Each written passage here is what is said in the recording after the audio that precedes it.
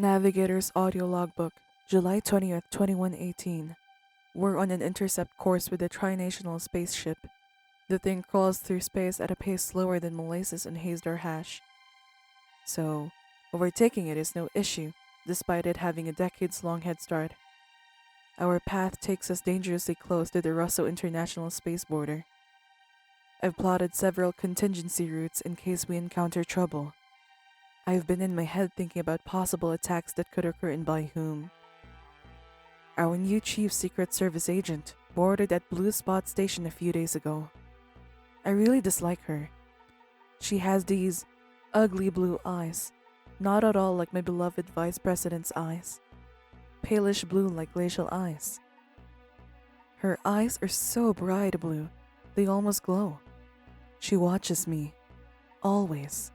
She glares at me with a look that could freeze plasma. She doesn't just observe, she dissects with her eyes. The chief watches Vice President coddle too, but not with suspicion, with something else, something perverted. There's an obsessed reverence in her manner when she addresses him, not just respect for the office, something deeper. It's almost medieval. I serve the Vice President as my commanding officer. Personal friendship and admiration aside, she seems to serve him as her lord. I've never seen a Secret Service agent behave that way. Yesterday, the Vice President asked some questions about where we were in space, generally showing interest in my job, like a good superior officer does with their subordinates. Later, the chief cornered me in the corridor, asking the exact same questions, clearly comparing my answers. As if I'd lie to the Vice President but tell her the truth? The whole interaction left me feeling like I was being audited. That's not the only time she has done that. She likes to randomly quiz me about various aspects of my job, like she is testing me to see if I know how to be a navigator. Even if I gave the wrong answers, she wouldn't even know. End of log.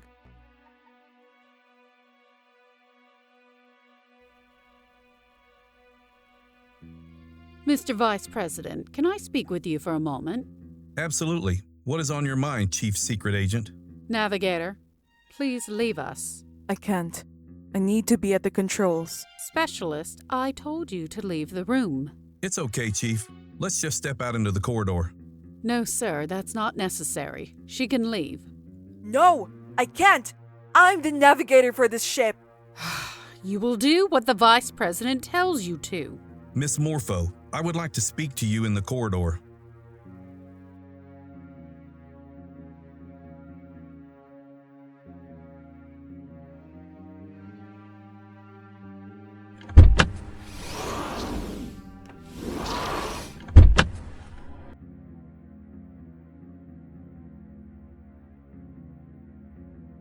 What is it you were wanting to speak to me about? Having a MWD hire as our ship's navigator is dangerous. You're the second most powerful person in outer space. You should have a proportionately qualified navigator. This is a fundamentalist administration. The MWD agenda goes against what our party believes in. May I speak candidly, Mr. Vice President? Of course. The Fundamentalist Party is not above installing women in positions they are not the most qualified for. You know about this. It's a form of political shielding.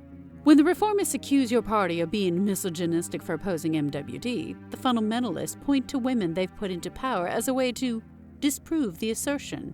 It's the same thing, whether they outwardly oppose MWD or not. I trust our navigator implicitly. However, I trust you as my chief of security, and you have my total confidence.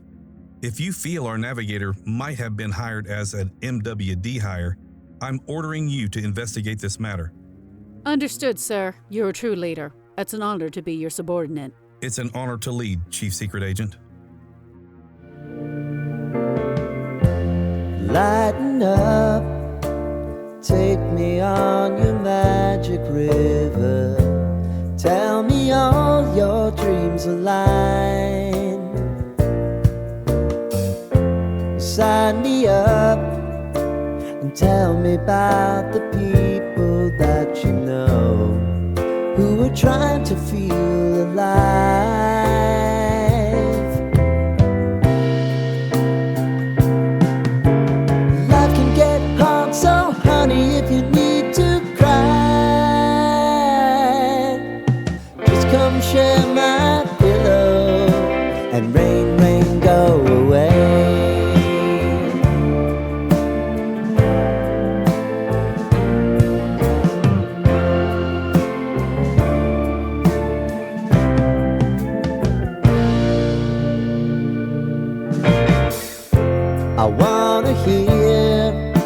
about everything you're ever thinking. You know that I can take the truth. Call me out if you think I'm never slipping. Maybe I can turn it around. Oh yeah.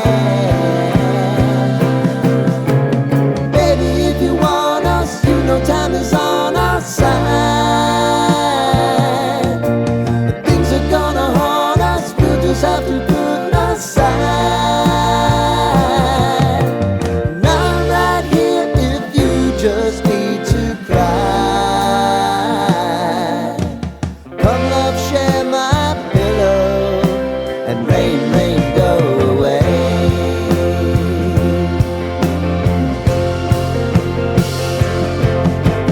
Been some time since you fixed me. I'll never forget your time.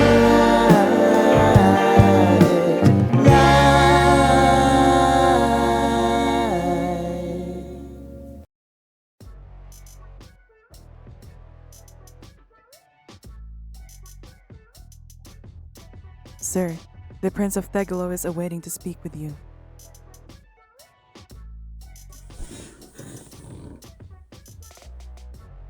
Prince, thank you for taking this call. The pleasure is mine, Vice President Carter. After your people's purchase of the French section of the trinational spaceship, the President has authorized me to offer the American section as well for 610 million francs. 2/3 of the trinational? Why? All my crew can fit into the section we currently occupy. I will not let the outer space deprive itself of its role and obligation to this historic journey. With all due respect, Prince Otto, that ship was designed in a different era. Its technology is becoming increasingly obsolete by our nation's standards. Obsolete? It has the most powerful engines of any ship in outer space or Russo international space to this very day. By your nation's standard, it's a wonderful ship. However, our engineers have made slow and continuous breakthroughs in understanding luminal inertia since the trinational spaceship was built. Simply put, the materials making up the trinational spaceship are holding it back. Luminal inertia? I'm not familiar with this concept. The maximum possible speed in the universe is not the speed of light c, but rather a higher universal maximum speed constant c max, which applies isotropically in all directions for all observers. The speed of light in vacuum is actually just a fraction of c max. The reason Earth never observed anything moving faster than light is because luminal inertia traps objects in the subliminal regime where the maximum speed is the speed of light c. Just as reducing the mass of a conventional spacecraft via advanced materials allows it to accelerate more easily, reducing the luminal inertia via advanced materials allows the spaceship to enter the hyperluminal regime and accelerate faster than the speed of light c, but still no faster than c max. This hyperluminal regime, it's not outside normal space? No, it's not a place outside of normal space. Saying something has entered the hyperluminal regime is grammatically similar to saying something exceeded the sound barrier. Not that the sound barrier is a place an object can go to outside the normal reality. And how exactly does one reduce this luminal inertia?